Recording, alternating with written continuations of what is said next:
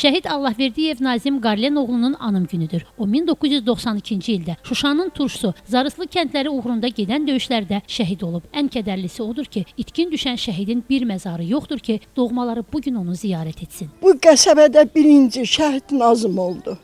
Nazimin ama ne məzarı yoxdur, ne hiçbir yeri yoxdur ki, gedib heç olmazsa onun üstünde oturup bir ağlayasan, ürəyini boşaldasan.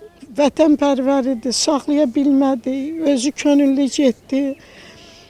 Şuşada olurdu, hər gün oradan elə olurdu, birdən zəng gəlirdi, gücünü, səsini eşidirdim. O qədər gözəl insanı da hamımıza da deyirdi vətən.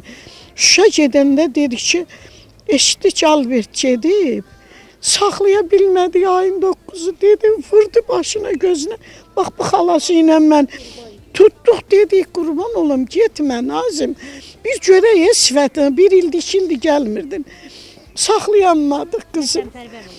Şəhidimizin anım günü ilə bağlı tədbir hazırlanıb. Tədbirdə Azərbaycan Respublikasının dövlət himni səsləndirilib. Daha sonra şəhidlərimizin əbədi xatirəsi bir dəqiqəlik sükutla yad edilib. Şəhidimizin tək övladı Günay atasını itirəndən lap körpə olur. Amma bir gündə olsun atasızlığını həzm edə bilmir. Şəhid qızı Günayın təşkil etdiyi tədbirdə şəhid ailələri, qazilər, məktəb rəhbərliyi, kənd nümayəndəliyi və bir sıra rəsmilər iştirak edirdilər. Bugün çıxış edən hər kəs şəhid Nazim Allahverdiyevin şərəfli ömür yolundan danışdılar.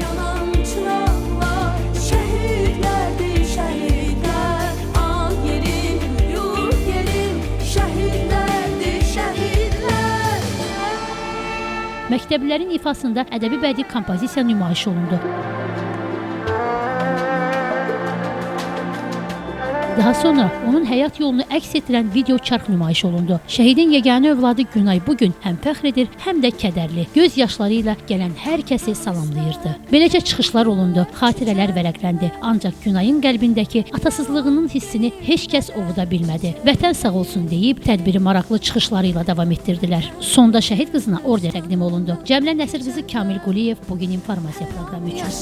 Yaşayacaq şəhidlər.